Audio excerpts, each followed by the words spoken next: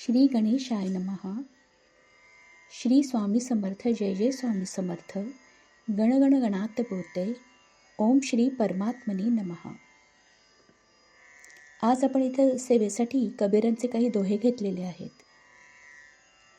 निंदक नियरे रखिये, निंदक नियरे रखिये, आंगन कुटी छवाय, बिन पानी बिना साबन, निर्मल करे सुभाय.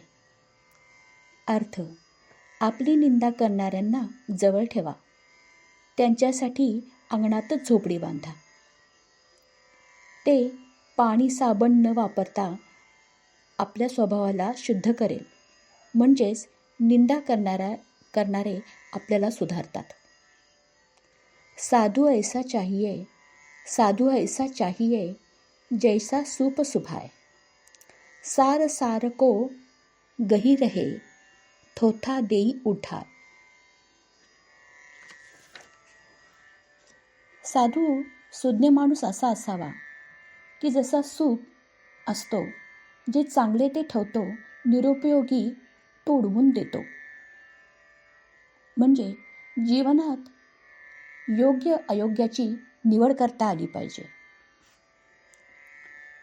जाति न पूछो साधू की, जाति न पूछो साधू की, पूछ लीजिए ज्ञान, मोल करो तलवार का, पडा रहन दो म्यान. साधूची जात विचारू नका, त्याचे ज्ञान पहा. किंमत तलवारीची असती, म्यानाची नाही. माणसाचे मूल्य त्याच्या गुणांवर अवलंबून असते, जन्मावर नाही.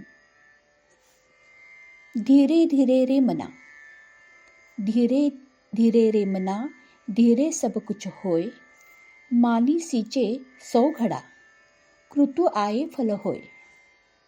अर्थ: अरे मना, जरा संयम ठेव, सर्व काही हळूहळूच घडते.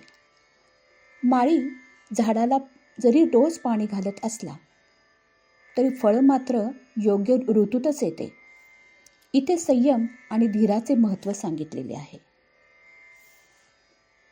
अति का भला न बोलना, अति का भला न बोलना, अति को भली न चूप, अति का भला न बरसना, अति की भली न धूप.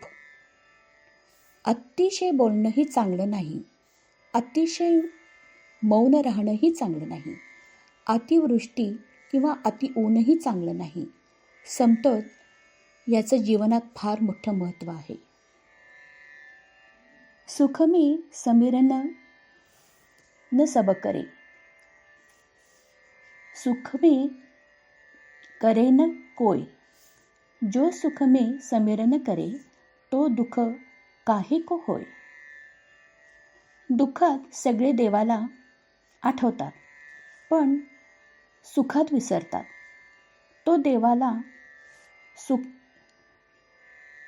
दुःखात सतत आठवून देवाला प्रार्थना करत राहतो, पण जो सुखातही देवाला आठवण ठेवतो, त्याला दुःखाची तीव्रता जास्त जाणवत नाही.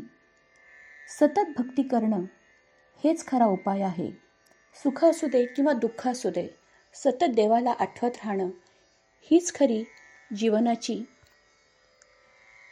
सुधारण्याची एक कला आहे. श्री स्वामी समर्थ. जय जय स्वामी समर्थ.